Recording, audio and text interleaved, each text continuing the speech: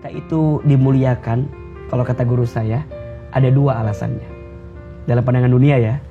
Yang pertama, karena Allah ngasih casing sama kita. Iya, betul. Sehingga yang kelihatan adalah casingnya. Ya kan? Keren, pintar, hebat, mulia. Satu saat boleh nggak Allah ambil casing itu? Aduh, Masya Allah. Boleh Bisa aja, banget. bisa saja. Kapan Atau aja, yang kedua, betul. memang jawabannya karena Allah nutupin aib-aib kita saja. Kalau seandainya setiap dosa kita ditandai dengan nuktoh tuh titik hitam di tubuh kita, rasanya tubuh kita warnanya pasti hitam pekat. Karena saking banyaknya dosa-dosa yang pernah kita lakukan. Tapi Allah tutup aib itu. Allah hapuskan dosa itu. Allah halangi orang sehingga tak tahu kita berbuat dosa atau tidak. Itu maha baiknya Allah. Allah maha baiknya luar biasa. Kalau setiap kita berbuat dosa langsung dibalas saat itu, apa yang akan terjadi? Ketika mencari rezeki, jangan hanya fokus dengan jumlahnya. Karena sampai kapanpun kita nggak akan pernah bisa puas dibuatnya. Tapi fokuslah dengan berkahnya. Karena keberkahan itu yang akan mengantarkan ketenangan dalam hidup kita.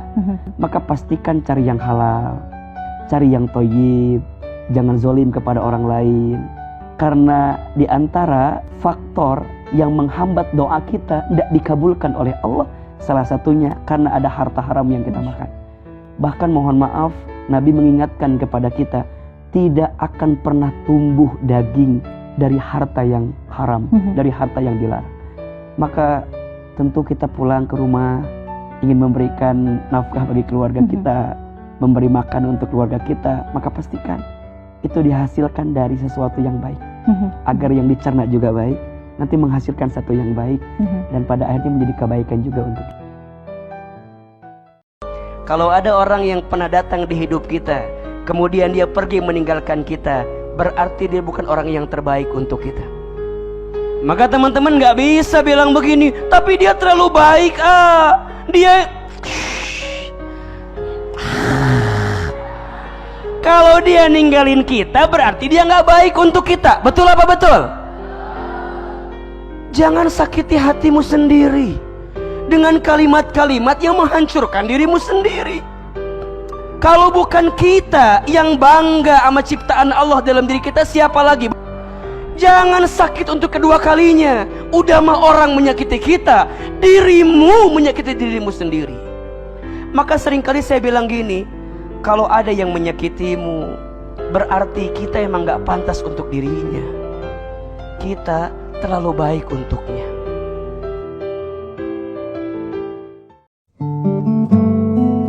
Manusia bisa menyakiti kita, tapi Allah tak akan pernah menyakiti kita. Boleh jadi dia pergi meninggalkan kita, karena Allah tahu kalau kamu memaksakan dengan orang itu, ada sesuatu yang boleh jadi gak baik untuk hidup kamu.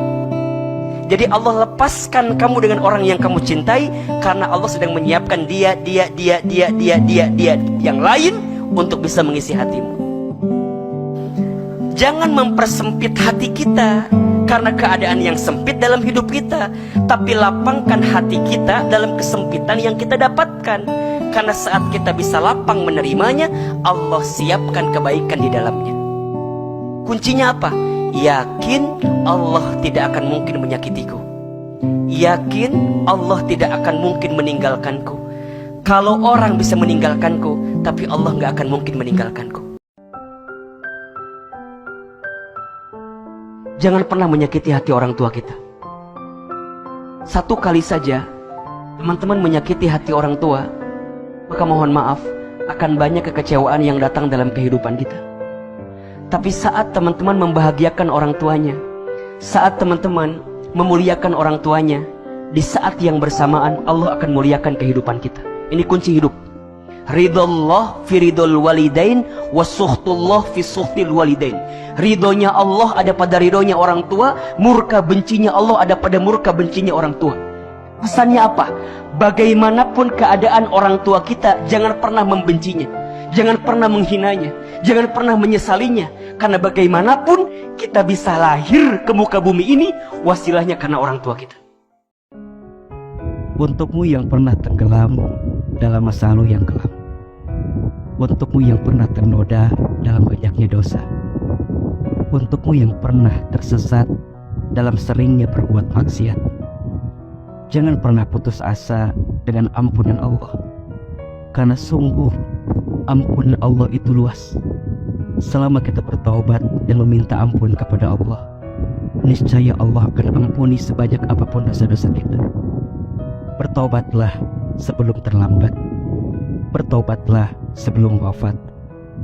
Bertaubat, jangan nunggu nanti keburu mati. Jangan nunggu kapan-kapan, nanti keburu dikafani. Perbaiki diri mulai saat ini. Semoga Allah merahmati setiap kehidupan kita. Salam dari Ngadain Saleh, Al-Ula, Saudi Arabia.